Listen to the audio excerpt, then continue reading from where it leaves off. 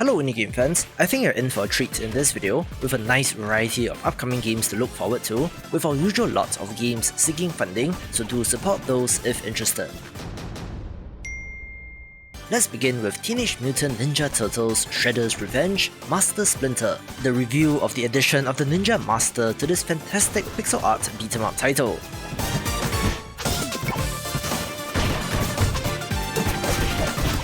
This is one of my most anticipated upcoming games in the genre, and the addition of Splinter alongside the Turtles and April is just a natural fit. Although I thought they would have gone with the much greyer version of this character, but either way, I cannot wait for this and it looks to be an excellent entry.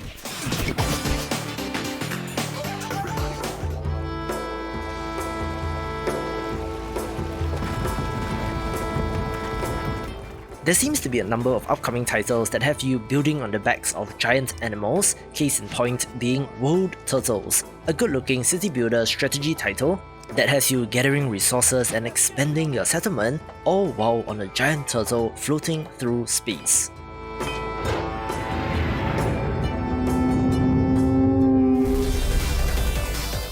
This video is brought to you by CRESTA, a vertical shoot-em-up that completes the CRESTA saga, which began in 1980 with Moon CRESTA, followed by Terra CRESTA in 1985, and with the wonders of modern game development, gets another shot in 2022.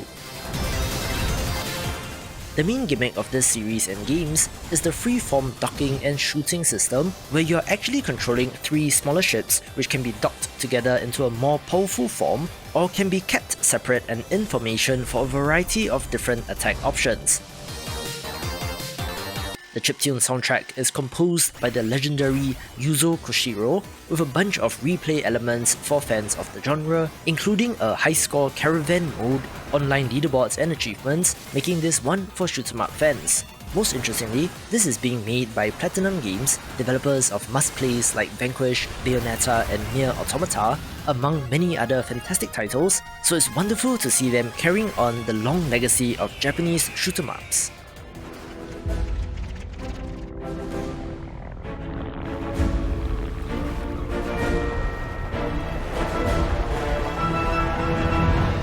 Our first Kickstarter title on the list is the Brew Barons, an open-world aerial combat flight sim title with RPG elements and a hint of light management systems.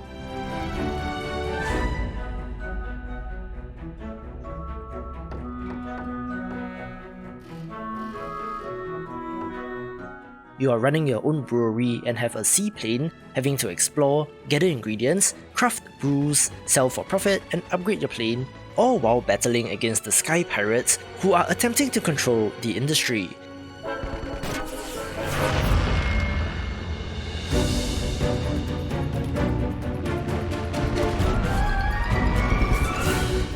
It is inspired by the 1930s Mediterranean setting seen in the Studio Ghibli film Porco Rosso, and looks to have captured that aesthetic very nicely, where if this controls well, could be a delightful world to explore.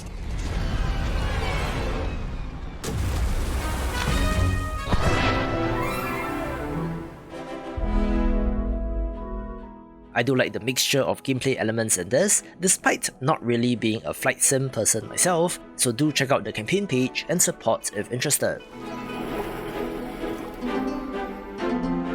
I just love this trailer for Tentacular, so enjoy. Welcome to the island of La Calma, a docile place that harbours one of the most rare forms of life on our beautiful planet. A creature the islanders call the monster. The fearful asymmetry of the purple appendages hides an incomprehensible strength. Yet in the monster there is a sense of something else.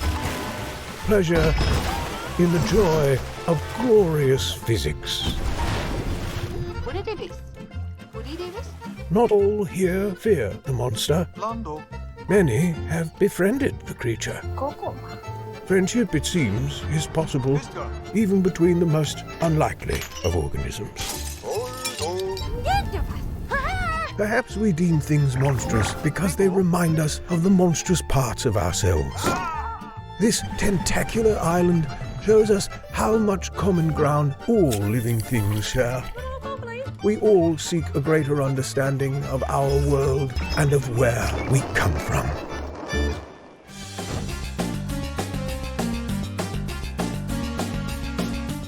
The developer of Mirrored Soul did reach out to me, and as a fan of monster taming RPGs, of course I loved what I saw. It looks more in the vein of Dragon Warrior Monsters or Seralim, where you have a party of monsters all taking part in combat, rather than sending them out one at a time as in Pokemon. While a little basic at the moment, there are some interesting looking creatures, as well as writing that is not standard in this genre, where you're traversing dimensions in order to take down the shadowy Mirror Lord, looking like a promising entry in the space.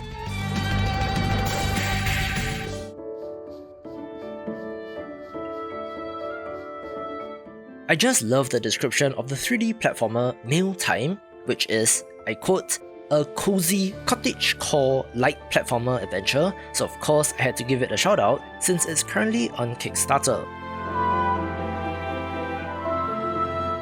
This is a 3D platformer where you play as a newly appointed male scout, collecting and delivering the mail to the woodland creatures of a place known as Grumbleweed.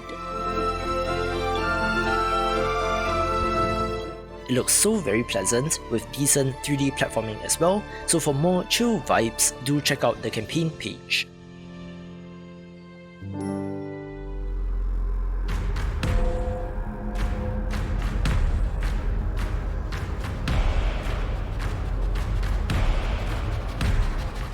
One of the best looking upcoming first-person shooters with a familiar motif is Skeith, which has you once again battling demons, but an alternative to Doom is always welcome, and it looks very well made indeed.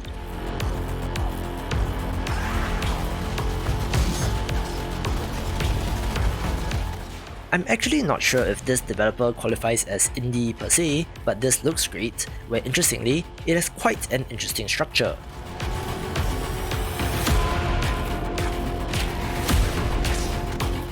Rather than linear levels, it has you exploring a handcrafted maze, having to collect hellstones in order to escape, with the developers citing drop in and out online co-op for up to 4 players as a key feature as well.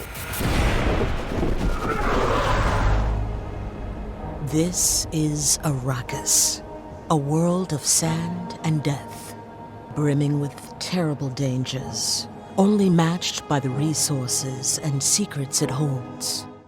I was very intrigued by Dune Spice Wars when it was announced, since this is a reimagination of the Westwood classic from 1992, coming to us from developer Shiro Games, who made the excellent Northgard, so it is in great hands, and we get a narrated gameplay trailer, so enjoy. Then try to understand the land.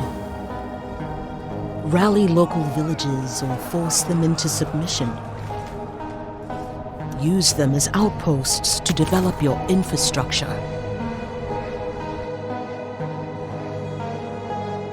And set up the vital spice harvesting process.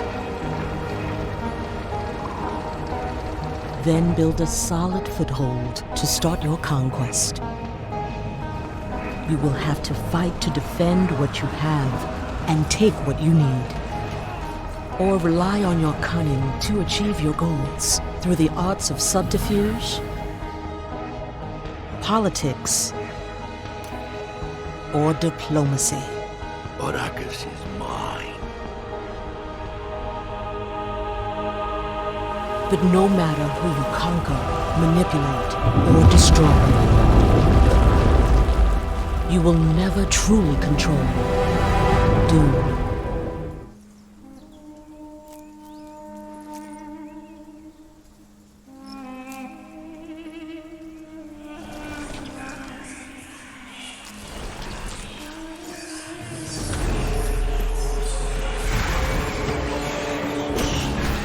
One look at the trailer for Mandragora and I was instantly sold on it, since this action platformer RPG looks excellent with a classic dark fantasy world, so onto the wishlist it goes as I wait for more details, but for such a great first impression, it takes the #1 spot.